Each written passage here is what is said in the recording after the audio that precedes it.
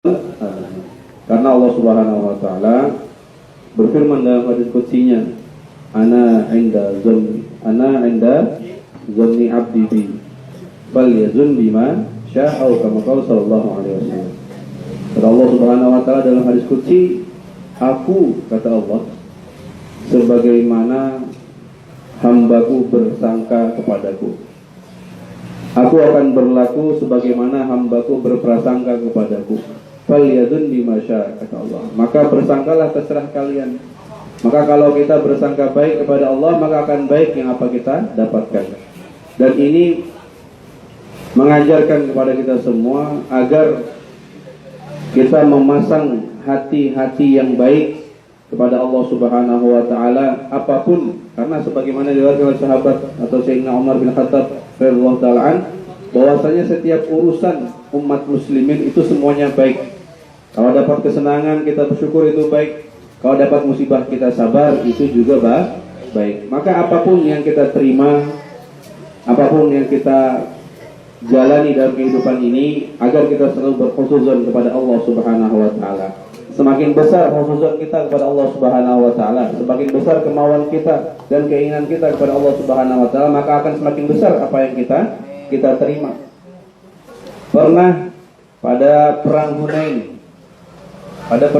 Rasulullah SAW pernah berjanji kepada seorang Badui. Badui itu istilah kita orang pedalaman. Kalau orang di Indonesia orang hutan, ya, orang tinggal di hutan. Tapi kalau di Arab nggak ada hutan.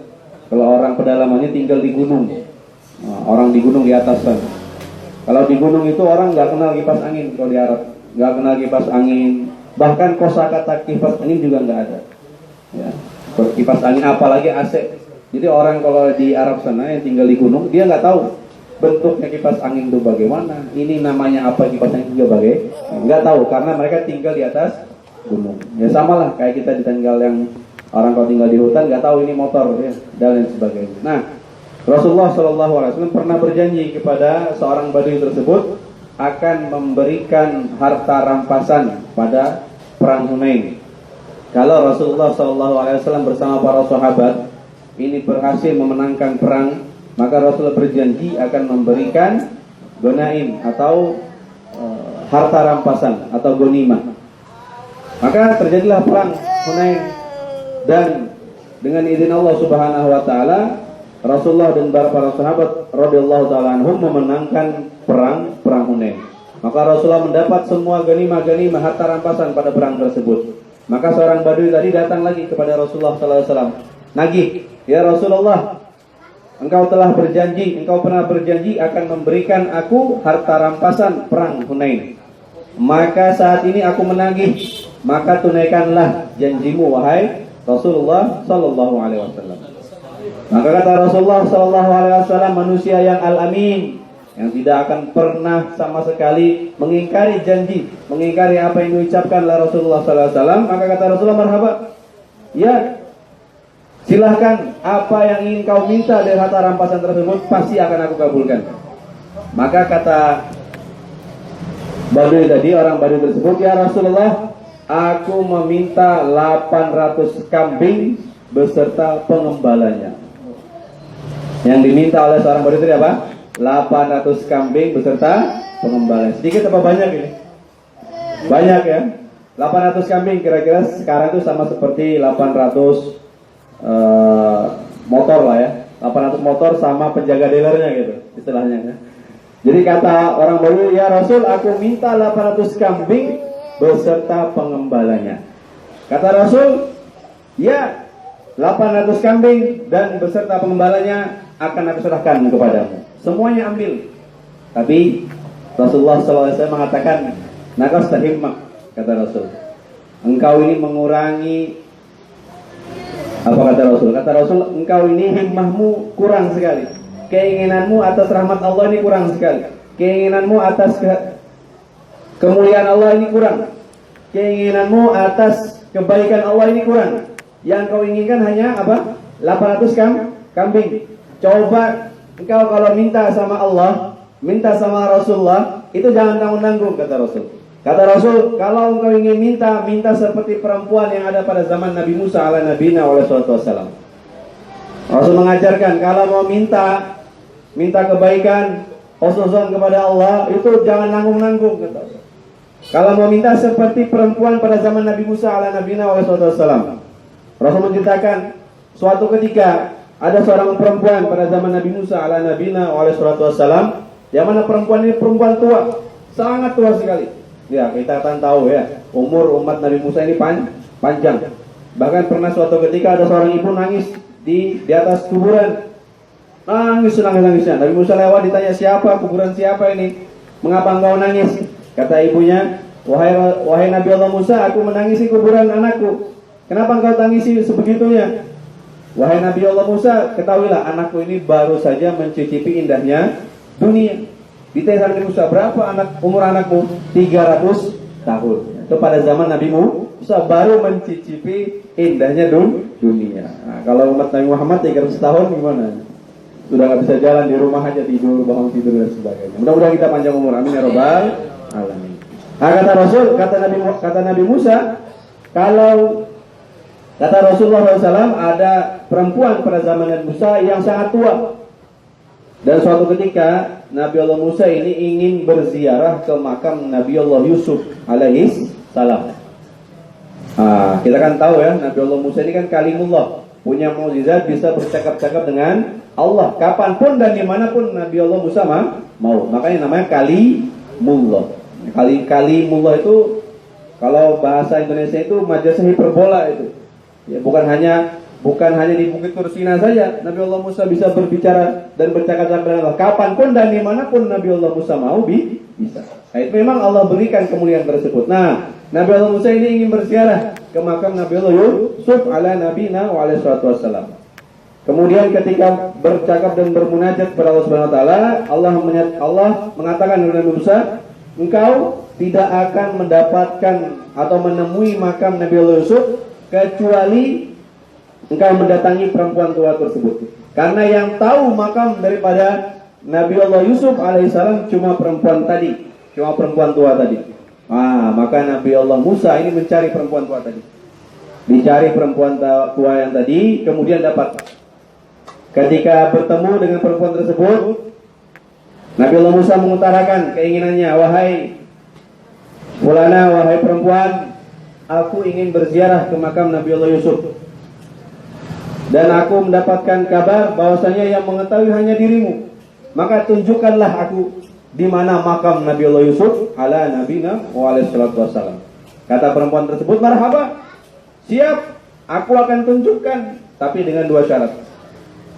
Dua syarat. Kalau engkau penuhi dua syarat tersebut, maka akan aku tunjukkan makam Nabi Allah Yusuf ala nabina wa alaihi wassalam. Kata Nabi Musa, siap, insya Allah. Kalau aku mampu akan aku kabulkan dua syaratmu. Ditanya sama Nabi Allah Musa alaihissalam, apa dua syarat tersebut? Kata perempuan tersebut, syarat pertama, wahai Nabi Allah Musa, adalah aku minta engkau kembalikan aku menjadi perawan. Kalau minta itu jangan yang cemen-cemen itu, minta yang mustahil. Allah itu akramal akramin, maha dermawan yang lebih dermawan, di atasnya dermawan. Kata perempuan siapa?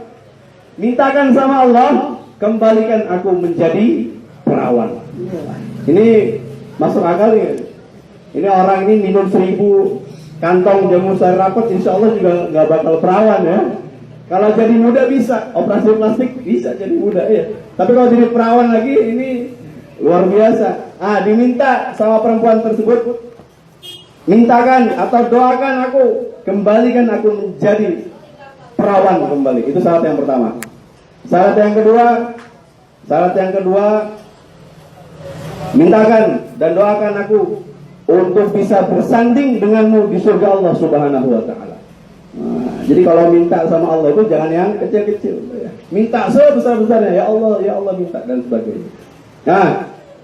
Maka Nabi Allah Musa mengatakan dan berdoa kepada Allah Subhanahu wa taala untuk memenuhi dan mengabulkan permintaan daripada perempuan tersebut. Maka Allah kabulkan permintaan tersebut. Allah kembalikan perempuan tadi menjadi perawan, dan nanti di akhir dan di waktunya akan bersanding dengan Nabiullah Musa di surganya Allah Subhanahu wa ta'ala. Maka kemudian ditunjukkan ke makam Nabiullah Yusuf ala nabina wa alaihi salatu wassalam. Maka kata Rasulullah, kalau engkau ingin minta seperti perempuan yang pada zaman Nabi Musa. Minta itu sebanyak-banyaknya. Jangan yang kecil. Ya Allah, saya minta motor PCX. Jangan. Ganti gitu. Kalau ya Allah, saya minta mobil Alphard gitu. Minta yang mustahil, karena tidak ada yang mustahil bagi Allah. Kita kalau masuk ke rumah itu, masuk ke masjid, baca doanya apa? Masuk ke masjid baca doanya apa? Allahumma sholli ala sayyidina Muhammad wa ala sayyidina Muhammad, Allahumma ighfir li dzunubi wa ftah li abwaaba rahmatik. Itu dalam kitab Al-Azkar kan banyak sekali doa-doanya agar kita mengucapkan salam, mengucapkan salawat kepada Nabi. Nah, itu minimal Allahumma sholli ala sayyidina Muhammad wa ala sayyidina Muhammad, Allahumma ighfir li dzunubi wa ftah li abwaaba rahmatik. Yang jadi intinya kita adalah abwaaba rahmatik, wa ftah li abwaaba rahmatik. Apa itu artinya? Ya Allah, bukakanlah segala pintu rahmat-Mu. Kita kalau masuk rumah Allah, yang kita minta, ya Allah, bukakanlah segala pintu rahmat-Mu pada kami. Nah, jadi kita, makanya kalau kita mau minta sama Allah, jangan yang remeh-remeh. Keluar dari masjid apa yang kita doakan? Allahumma ighfir li dzunubi waftah li abwaaba fadlik. Bukalah segala pintu karunia. Makanya kalau kita masuk, kita mendapatkan ampunan, keluar daripada masjid, kita mendapatkan segala karunia Allah Subhanahu wa ta'ala. Tapi diingat, kalau minta sama Allah jangan hanya minta perkara dunia. Karena kata Allah dalam surat Al-Baqarah ayat 200, "Wa minhum may yaqulu rabbana atina fid dunya wa ma lahu fil akhirati min khalaq." Banyak sekali orang yang di dunia ini kalau minta, ya Allah, lariskanlah dagangan saya. Ya Allah, naikkanlah jabatan saya. Ya Allah, lakukanlah dagangan saya. Ya Allah, ya Allah, ya Allah. Yang diminta perkara dunia. Wa ma lahu fil akhirati min khalaq. Tapi kata Allah, tidak ada sedikit pun baginya bagian di surga atau di akhirat Allah Subhanahu wa ta'ala. Kalau minta Allah ajarkan, Rabbana wa minhum may yaqulu Rabbana atina fid dunya hasanah wa fil akhirati hasanah. Tapi ini kurang lengkap. Yang dilengkapi apa? Wa qina adzabannar. Minta sama Allah, ya Allah, berikanlah kebahagiaan di dunia. Ya Allah, berikanlah kebahagiaan di akhirat.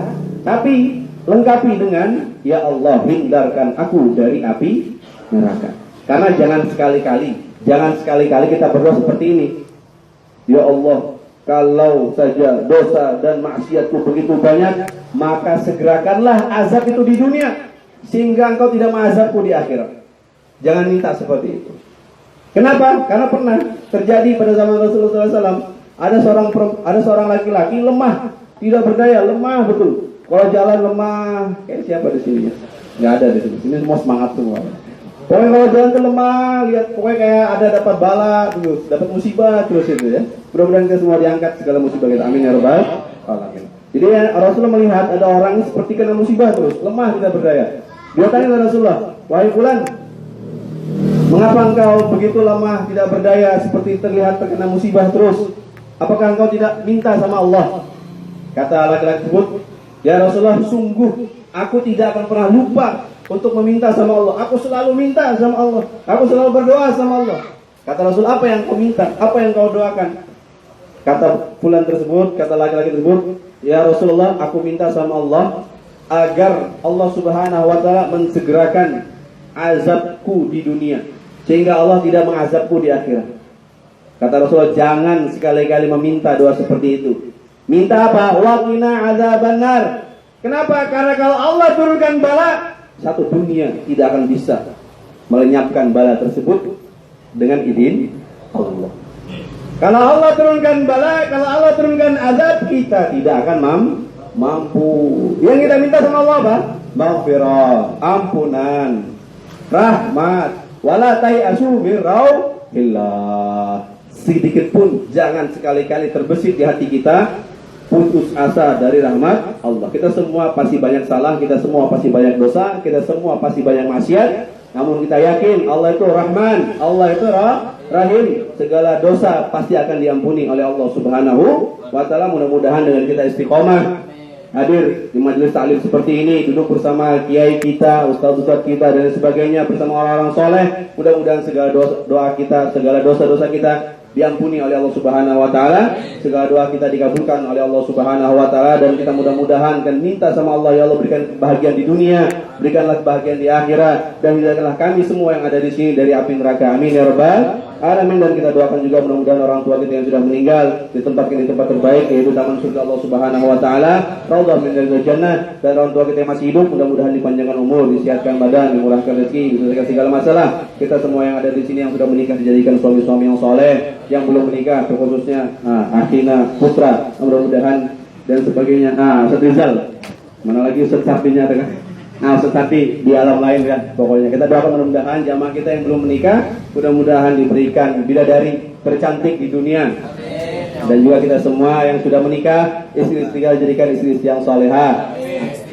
Istri-istri salehah. Ini nambah lagi ya. Amin. Khususan ya untuk nambah, dan juga anak-anak keturunan kita dijadikan keturunan yang soleh dan solehah, anak-anak yang soleh dan soleh, hafizah lil Quran, muti'an lillah wa muti'an rasulillah, ala hadina solehah. Dan khususan kita doakan semua hajat sahibul bait, dan juga terkhususnya kepada arwah kita semua berharap, dan terkhususnya kita semua yang ada di sini segala doa dan dosa kita diampuni oleh Subhanahu wa Ta'ala, ala hadina salihah wa ala man wasalafuna salih wa ila Muhammadin sallallahu alaihi wasallam. Al-Fatihah.